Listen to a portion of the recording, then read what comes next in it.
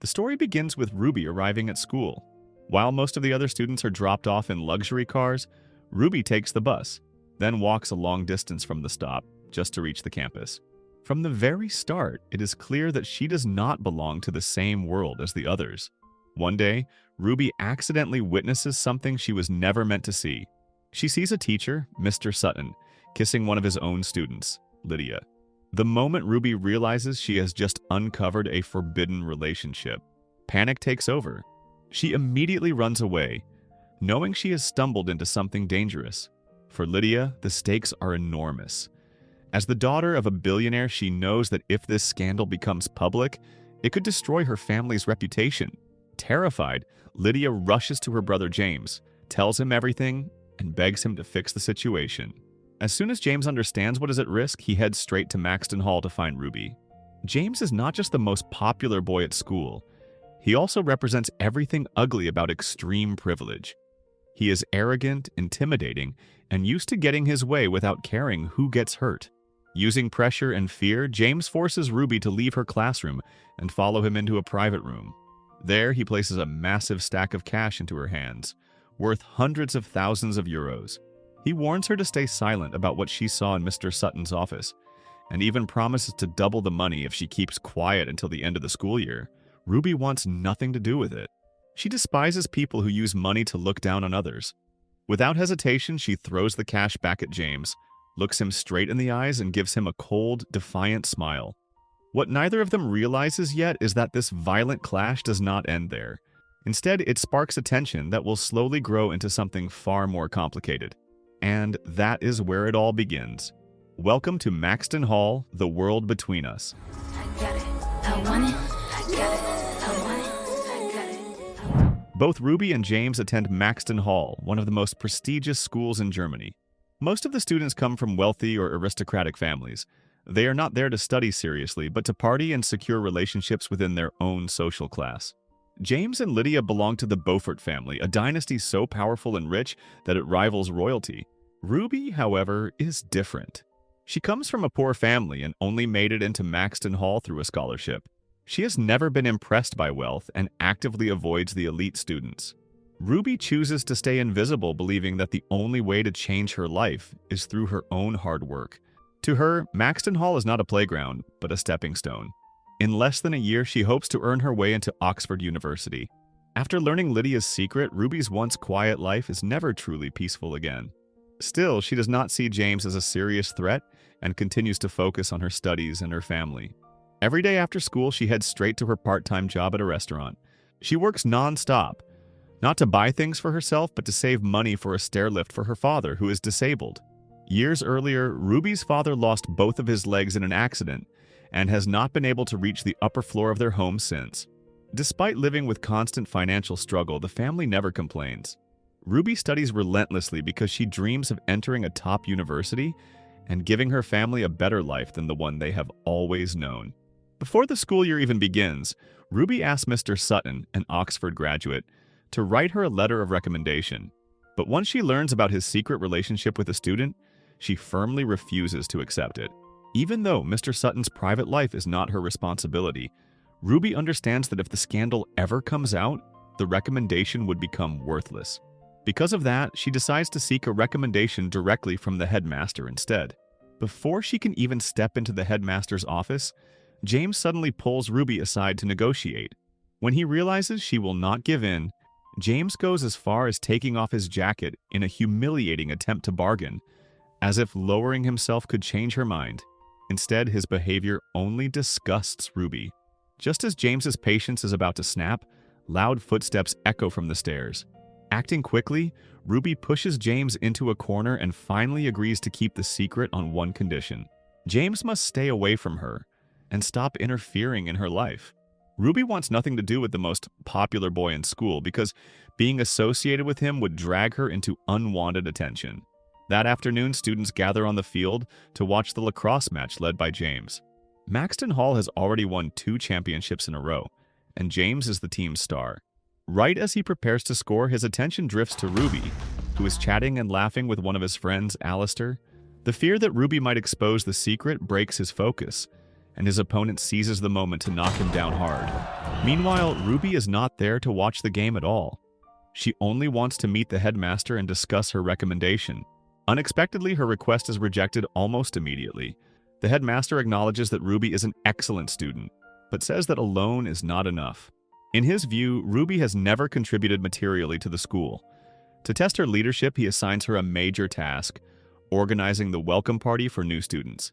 If the event succeeds, he promises to write her the recommendation she needs. Hearing this, Ruby is overjoyed and gladly accepts the challenge. But as she is about to leave, James stops her and questions her closeness with Alistair. Ruby never intended to expose anyone or get involved in elite drama, but James assumes she plans to reveal Lydia's scandal and threatens her again. Even so, the threat does not break Ruby. Day after day, she pours all her energy and focus into preparing the welcome party. Her hard work and leadership are put to the test because the success of this event will decide whether she earns the recommendation that stands between her and Oxford. At first, everything goes smoothly. Ruby slowly begins to relax, unaware that James's threat is very real. Using his money and influence, James pays people to destroy her credibility. On the night of the welcome party, which is meant to be elegant and refined, several strip dancers suddenly appear in the middle of the event. They mingle freely, flirting with students, parents, and even the headmaster. Parents who pay tens of thousands of pounds each year for their children to attend Maxton Hall leave with a terrible impression of the school. From a distance, Ruby notices the satisfied smile on James's face and instantly understands the truth. Every bit of chaos unfolding that night is his doing. The headmaster quickly calls James and Ruby into his office and delivers a harsh reprimand. He is deeply disappointed in both of them and hands down what he believes is fair punishment. James is suspended from the lacrosse team, while Ruby is told she has failed to earn her letter of recommendation, since the party is officially labeled a disaster. The headmaster makes it clear that he cannot stand behind Ruby's organizational skills unless she is willing to explain what really happened between her and James, and why James deliberately ruined the event. After a brief moment of hesitation, Ruby chooses to keep the truth to herself. She admits that she still has much to learn and needs to improve before the headmaster can change his assessment. Instead, she promises to do better at the next major event, the school's donor gala. Her answer completely shocks James. He never expected Ruby to give up her chance at a recommendation just to protect Lydia's secret. The headmaster does not push Ruby any further, but he insists that Maxton Hall's once spotless reputation must be restored. As part of that responsibility, he assigns James to help organize the donor gala as a form of redemption for his actions. After being dismissed from the office, neither of them is willing to back down. James comes from a powerful, noble family and is not used to taking orders, while Ruby is brave enough to stand up to authority for the sake of her dream of getting into Oxford. Despite being suspended, James still feels untouchable as the heir to a billionaire family. As soon as he arrives at school, he forces the lacrosse team into an intense training session. The coach stops him and reminds him that he is not allowed on the field during his suspension. James ignores the warning. His family donates millions of pounds to the school every year, so he does not see the headmaster or the staff as real threats. His defiance only ends when the coach reveals that the suspension was ordered by James's own father and makes it clear that James has no choice but to comply. Even then, James refuses to see himself as the one at fault. In his mind, Ruby is the reason everything went wrong. If she had not challenged him from the start, the party would never have fallen apart. James becomes determined not to let Ruby win in any situation, even as Lydia repeatedly tries to calm him down. She is afraid that pushing Ruby too far could lead to her scandal being exposed. At the same time, Ruby stays focused on the preparations for the donor gala with the rest of the committee. A student named Kieran suggests a black and white theme and designs a poster meant to represent the two sides of life. As Kieran explains the concept, James suddenly cuts in and mocks the idea as boring and unoriginal. He then proposes a completely different vision, a Victorian-themed gala with an elegant, luxurious atmosphere and classical orchestral music to create a flawless experience. When the discussion turns to poster design, James picks up a pencil and, in less than a minute, sketches a Victorian-style woman. Ruby is stunned by how good the drawing is, as well as by how carefully thought out James's overall plan turns out to be. Even though she is reluctant to support him, Ruby respects the decision of the majority, and in the end, James's proposal is approved by the entire committee. A new problem soon appears when Ruby struggles to find a Victorian-style dress for the poster photo shoot. Her best friend Lynn suggests asking James for help, since the Beaufort family owns one of the oldest luxury brands in England, with clothing collections preserved for centuries. With no other option, Ruby swallows her pride and approaches James to ask permission to borrow an outfit for the poster. James rejects her request immediately, without hesitation. The refusal feels like revenge. Just when Ruby begins to feel helpless and unsure of what to do next, her sister Ember steps in. Obsessed with fashion, Ember stays up all night using a simple dress as a base to create a Victorian-inspired masterpiece. Relieved, Ruby shares the good news with the committee through the group chat. James only responds with a smug reaction, then sends a condescending message meant to provoke her. Eager to see everyone's response, Ruby carelessly places a hot iron on the dress. Her anger toward James's arrogance distracts her completely, and she does not notice the fire starting behind her. By the time she realizes and puts it out, the dress has a large burned hole. Instead of blaming Ruby, Ember quietly gets back to work, doing everything she can to save the gown. The next day, Ruby clashes with James again in class. At first, their exchange stays calm, centered around a philosophical question. But once James brings up money and power, Ruby loses control of her emotions. Her sharp words strike James at his most sensitive point. He immediately stands up and storms out, furious. Only then does Ruby realize that she has gone too far. With no healthy outlet for his anger, James turns to partying and alcohol. Beneath his arrogant exterior, he begins to realize that he does not truly have the power he pretends to possess. Meanwhile, Ruby is haunted by guilt every time she thinks about how James left the classroom in frustration. Guided by her father's lessons about responsibility, Ruby decides to make things right. She gathers her courage, seeks out James, and admits that her words hurt him. Her apology is sincere. For James, who grew up surrounded by fake smiles and hidden agendas, this may be the first time he has experienced honesty without any ulterior motive. Their conversation shifts to the gala dress. Ruby sadly admits that her plans fell apart and that the dress was burned. Even though the poster will not turn out as beautifully as she hoped, Ruby chooses to focus on the positive. Her attitude makes James feel unexpectedly connected to her, whether because he feels trapped in his own life or because Ruby awakens a sense of hope he never knew he had. That night, back at home, James sketches with a pencil, drawing the face of a girl who saw him for who he truly was. For the first time, thinking about Ruby brings a genuine smile to his face instead of irritation. But James is quickly pulled back into the rigid reality of social class. His father arranges a match with Elaine, a girl from an equally wealthy and respected family. Elaine clearly adores James, and his father sees her as the perfect future wife. James does not resist the plan and continues to socialize for the sake of the family's business interests. Deep down, however, as he thinks about Ruby, he begins to understand what love beyond money and status truly means. Not long after that encounter, James reaches out to Ruby and invites her to see his family's clothing collection for the Victorian dress. When Ruby hears a car horn and sees James's driver, Percy, waiting outside her house, she quickly changes clothes and says goodbye to her family. Seeing that James has prepared everything in advance, Ruby is both surprised and touched by his sudden willingness to help. To James, taking photos of the dress feels like no big deal. As they spend more time together, Ruby's feelings for him quietly grow. She gathers the courage to ask about the rumors surrounding James's luxurious lifestyle. James answers honestly, then turns the questions back on her. He is genuinely stunned when Ruby speaks openly and confidently about growing up poor and her dream of going to university so she can give her family a better life. On the drive to London, the car suddenly breaks. A book falls to the floor and Ruby picks it up. Inside, she finds a sketch of her own home. James awkwardly grabs the book and pretends nothing happened. Ruby seems to understand more than he realizes and responds with a small, knowing smile. When they arrive at the Beaufort family collection in London, Ruby is overwhelmed by the display of antiques and artwork. A tailor leads them into the costume room and introduces a selection of priceless Victorian dresses. One pink gown was even once displayed at the Victoria and Albert Museum. All of the dresses are replicas, since the originals are too fragile to be shown. Even so, Ruby is completely captivated. With permission, she takes photos of the gowns for the committee, fully aware that the price of a single dress exceeds her parents' yearly income. Seeing how fascinated Ruby is, James suggests that she try one on. This time, Ruby sets aside her pride and agrees, on the condition that James also makes an effort to match the theme. With the help of the staff, Ruby is transformed into a woman from the 19th century. The moment she steps out in the elegant dress, James is left speechless by her beauty.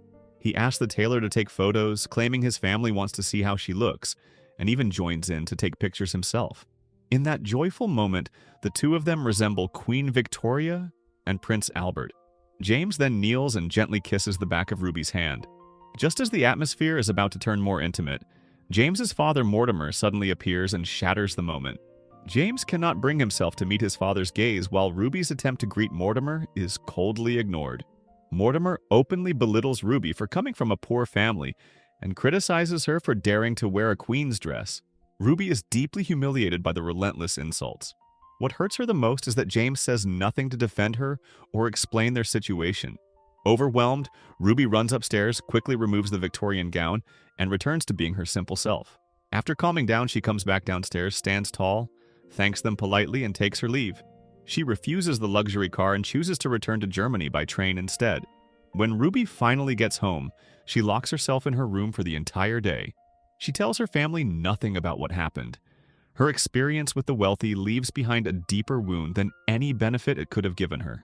The next day, as Ruby walks into school, she immediately feels something is off. Strange looks follow her through the hallway. When she enters the main hall, the reason becomes clear. A massive poster is hanging front and center, featuring Ruby and James together as the faces of the donor gala. For most of her time at Maxton Hall, Ruby has lived almost unnoticed. Now she is suddenly the center of attention and the subject of constant gossip. Curious stares turn into whispers, then into open mockery. Some girls even ridicule her family background without shame. Ruby blames James for putting her face on display across the entire school.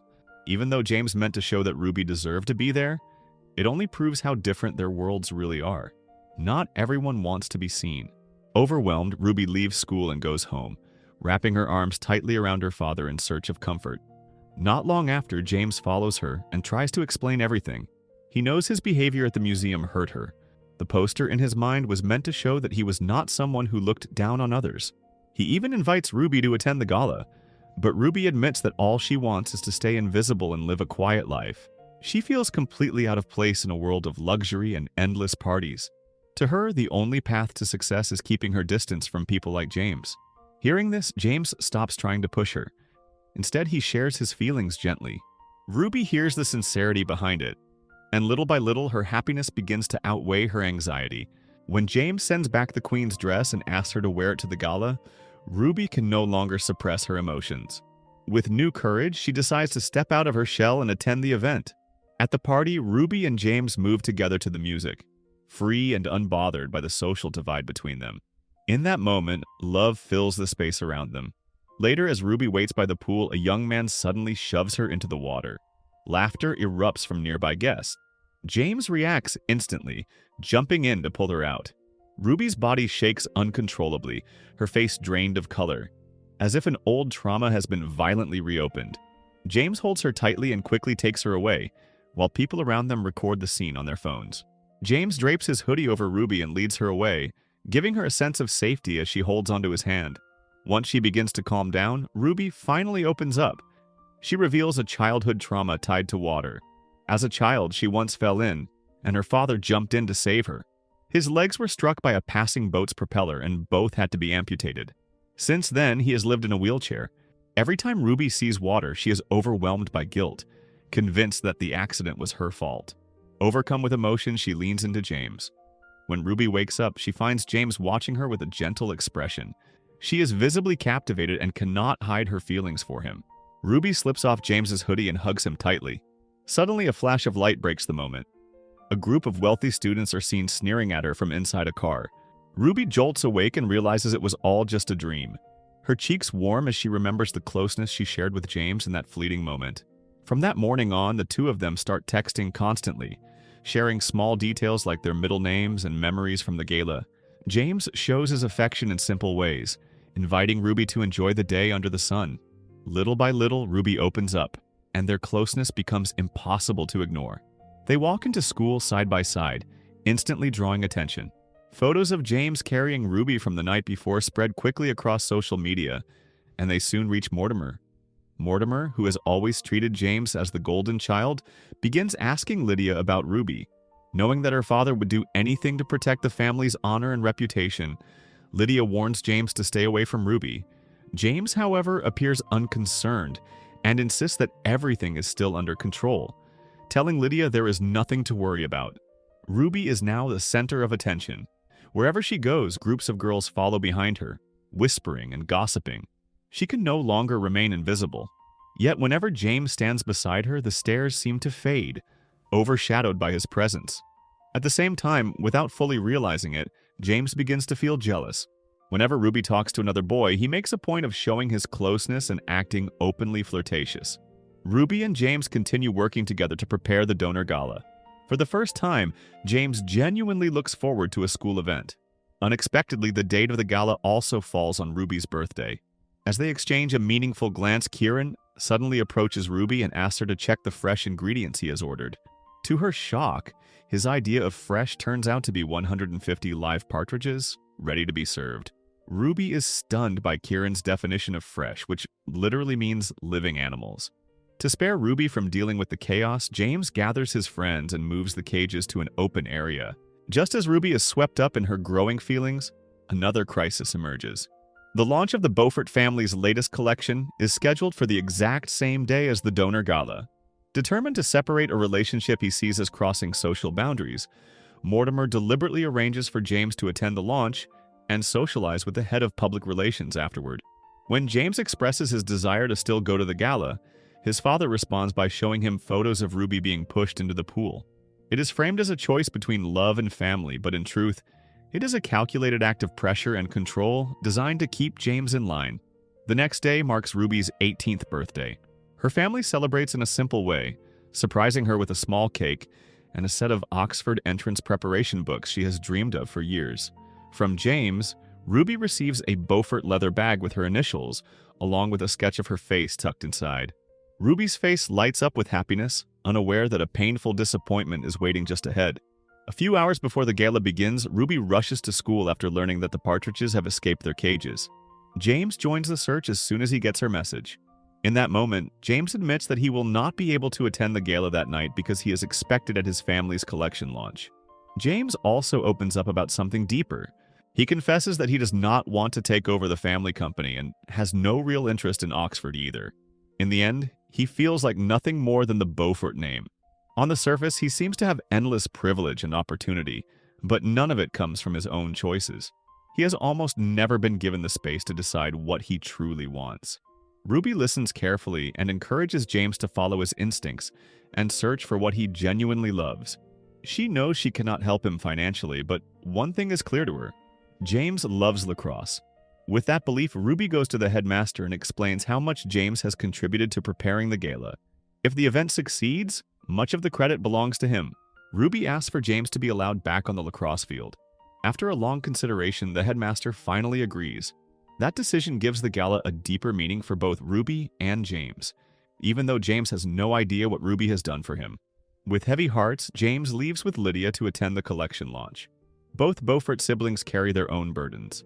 James has not even memorized his speech, while Lydia knows it perfectly because she is the one who wrote it. It becomes clear that Lydia has exceptional talent in business and management. The concepts and ideas behind the new collection are entirely her work. Yet their father, who favors his son, pours all his attention into James and treats Lydia as a backup. Aside from talking about James or threatening her to stay away from Mr. Sutton, Mortimer rarely shows genuine care for Lydia. Raised by a father driven by suspicion and control, James and Lydia grow up surrounded by wealth. Yet neither of them is truly happy. This time, they decide they have had enough. For the first time, they choose to push back and stand together against the family system that has oppressed them for so long. In the end, Lydia puts on a suit and attends the collection launch in James's place. Meanwhile, James speeds back to Maxton Hall to see the girl who gave him courage. In the ballroom, he finds Ruby wearing the elegant queen's dress. They dance together under the glow of the gala, lost in feelings neither of them can deny. But the romantic moment is cut short when the power suddenly goes out due to a blown fuse. Still holding hands, James and Ruby search for the electrical panel and switch on the backup system so the party can continue. In a quiet corner, under dim light and uncertain emotions, the distance between them finally disappears. What began as constant conflict slowly turns into love. Yet that spark sets off a ticking time bomb. Mortimer's sudden arrival shatters everything. He lies and claims the hall is in chaos, sending Ruby into panic and forcing her to leave. Consumed by rage, he then drags James away and into his car. When they arrive home, their father unleashes his anger on James and Lydia, accusing them of ruining a crucial moment for the company. Lydia is forbidden from stepping on stage to deliver the launch speech she prepared herself. James breaks down under the pressure, too afraid to fight back. He storms off with his anger bottled inside, but everything changes when he hears his father insult Ruby as a poor girl who sells herself to climb the social ladder. In that moment, James's restraint finally snaps. James warns his father to stop degrading Ruby. The response is a brutal punch that sends him to the ground. Seeing this, Percy rushes in and pulls Mortimer away before the violence goes any further. Percy understands how much Ruby means to James. He has watched James grow into a cold and guarded person, and only since Ruby entered his life has he seen a genuine smile return. Percy knows James better than his own father ever has, but as an outsider, there is nothing he can do to interfere in the Beaufort family's affairs. Unable to accept that his son has fallen in love with a poor girl, Mortimer turns to cruel blackmail. If James does not end the relationship immediately, Ruby will lose her scholarship and her chance to attend Oxford. Worse than that, Mortimer threatens to destroy Ruby's family entirely. Everything Ruby's family has becomes leverage, used to crush James's resistance. Meanwhile, Ruby has no idea what James is enduring. The donor gala is a huge success, and at last the headmaster gives her the recommendation she has worked so hard for. Overjoyed, Ruby sends a message to James to share the good news, but there is no reply. Not that night, not even the next morning. Ruby goes to school to find James only to feel her heart shatter when he walks past her with a cold expression as if she does not exist. Other students begin to mock her, laughing as if she has been abandoned. Ruby is not someone who easily falls apart over love, but she needs answers. She needs to understand why James has changed so suddenly. She goes to the field to confront him and demand an explanation.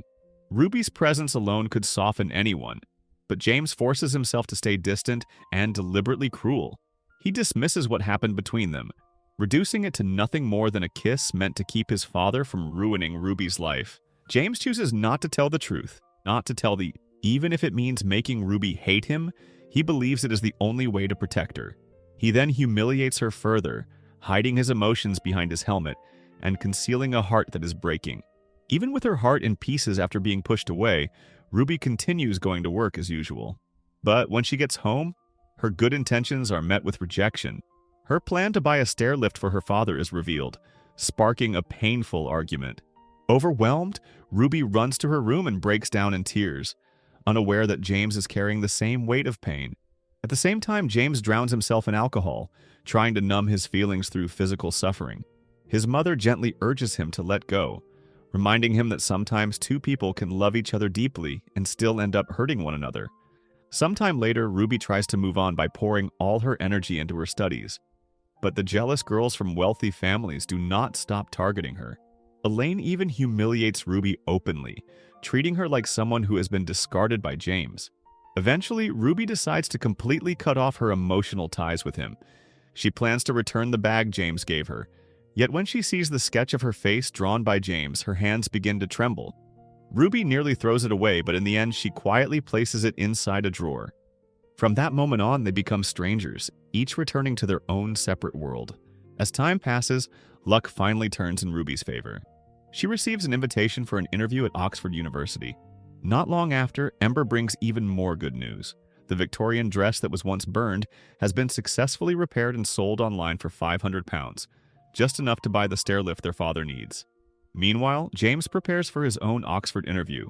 His mother gives him a pocket watch as a symbol of good luck. It once belonged to an ancestor who rose from poverty to greatness and was passed down through generations. But to James, the watch feels more like a burden. The power, opportunities, and connections his mother takes pride in feel like chains binding him in place. James does not want to inherit the family company or attend Oxford, yet he knows too many expectations rest on his shoulders. So, even as his heart rebels, he keeps moving forward, forcing himself to stay on the path chosen for him. James heads to Oxford, leaving behind his mother and the heavy responsibility she placed on him, a burden he never asked for. At the same time, Ruby arrives at Oxford filled with excitement for her entrance interview. As soon as she steps off the bus, a friendly senior student helps her with her luggage and kindly points her toward the dormitory. Ruby walks in with renewed energy, only to discover that the person living across the hall is none other than James. Panicked and overwhelmed by the awkwardness, Ruby quickly slips into her room, leaving James frozen in place outside. The next day, Ruby slips out of the dorm quietly, almost like a thief, afraid she might run into James. But the moment her feet touch the wide grounds of Oxford University, a smile spreads across her face. For centuries, this place has produced Nobel Prize winners, world leaders, and figures who shaped history. The thought that she might one day become one of them fills Ruby with excitement, so much so that she loses herself in admiration and stops paying attention to her surroundings. Because she is not fully aware, Ruby accidentally bumps into someone. It turns out to be Jude, the senior student who helped her earlier. He offers to show her around the campus while explaining the 3 stages of the interview process and what she should be prepared for. From an upper floor, James watches Ruby and Jude talking and laughing together. Jealousy creeps in immediately, but he forces himself to keep those feelings under control. As Ruby passes by and pretends not to notice him, James instinctively reaches for her hand. The movement feels unconscious, as if his body acts before his mind can catch up. Despite her nerves, Ruby performs exceptionally well in the interview. Once inside the room, she impresses the examiners with arguments that are clear, logical, and well-structured. She passes the first stage with outstanding results, while 2 more interview sessions await her later that evening. Afterward, Jude invites Ruby to a club to unwind for a moment. As soon as she steps inside, Ruby's attention is drawn to James's cheerful laughter. She once again pretends not to see him and quickly moves away. James notices her presence, and when he sees Ruby talking comfortably with Jude, all he can do is drink in silence. Being around James clearly weighs on Ruby, and standing so close to him makes it hard for her to pretend that nothing ever existed between them. Ruby eventually steps outside to get some fresh air and unexpectedly finds Lydia feeling unwell. Lydia can no longer hide her pregnancy. She reveals that she is carrying Mr. Sutton's child and intends to keep the baby. Ruby is shocked by the news but immediately offers her support. She explains that Oxford has strong programs for young mothers and believes Lydia can balance life as a student and a future parent, seeing her as a capable and resilient young woman, even though they are not close. Before leaving, Lydia mentions that James is heartbroken, then walks away without explaining further. Hearing this, Ruby is left completely confused. That night, she stays awake, trying to understand what Lydia meant. She hears James's footsteps outside her room and wants to ask for answers, but she cannot find the courage to open the door. At the same time, James paces back and forth outside Ruby's room, hoping to catch a glimpse of the girl he loves through the gap in the door. But the shadow of his father's threats returns to haunt him, and in the end, he walks away, filled with quiet despair. The next day, after staying up all night, Ruby faces her second interview, one filled with intense pressure. Once it ends, the candidates gather to wait for the results. Encouraged by his friends, James finally works up the courage to approach Ruby, but the seat beside her is already taken by Jude, who seems to appear out of nowhere. During a student Q&A session, Jude even directs an ambiguous look and smile toward Ruby. That small moment fuels James's jealousy, pushing him to deliberately interrupt Jude's presentation and question whether Jude is even qualified to lead the discussion. Ruby assumes James is just being provocative. She tells him that he is starting to look frightening, acting just like his father and using the same hurtful tactics. The moment his father is mentioned, both of them lose control, echoing the intensity of their first major fight. Ruby's words once again strike at James's most sensitive point, but this time, instead of James walking away, Ruby turns and leaves. James chases after her to the dorm and stops her. Even though he speaks from the heart, he is still too afraid to stand up to his father and once again refuses to tell the truth. His conflicting behavior only deepens Ruby's confusion. The anger and pain of losing James for the second time become unbearable, and she runs away, unable to carry the weight of it all. At last, James decides to fight for what he truly wants. The emotions he has suppressed for so long erupt between them, spilling from the hallway into the room. Ruby forces herself to calm down, unable to forget the cruel words James said earlier. Seeing how broken she is, James finally gives in and reveals the entire truth. He was forced to end their relationship to protect Ruby and her family, under direct threats from his father. Tears stream down Ruby's face as she begs James to stop hiding the truth from her. As the misunderstandings between them unravel, their bond only grows stronger. Wanting to help James find his own direction, Ruby creates a list of the things he loves. She wants to free him, to encourage him to change, and to use the opportunities in front of him to choose his own future. Fueled by this new courage, James walks out of the interview room, defying every expectation placed on him. At the same time, Ruby successfully completes her final interview stage with confidence. They part with heavy hearts in front of the campus, each returning to their own home. But James's hope for a better future is shattered by tragedy. When he arrives home, he is struck by the news that his mother passed away from a stroke the night before. What devastates him even more is the absence of grief on his father's face, as Mortimer continues handling business as if nothing has happened. All the anger James has held back finally explodes. He lunges at his father, striking him repeatedly in a desperate release of rage and sorrow, until Percy steps in to stop him. James leaves the house without looking back and staggers toward Ruby's home. Inside, Ruby's family is sharing a warm and simple dinner together. James stands outside the window watching, unsure whether to go in. Perhaps he is afraid of interrupting, or perhaps he feels that happiness like this has never truly belonged to him. The warmth of that small family fills him with both envy and emotion. Clutching the pocket watch left behind by his mother, James looks at the girl he loves. In that moment, he finally understands what he truly wants and realizes that now is the time for a major change in his life. So the moral of the story is never take hush money, never iron clothes when you are angry, and never trust rich kids with party planning.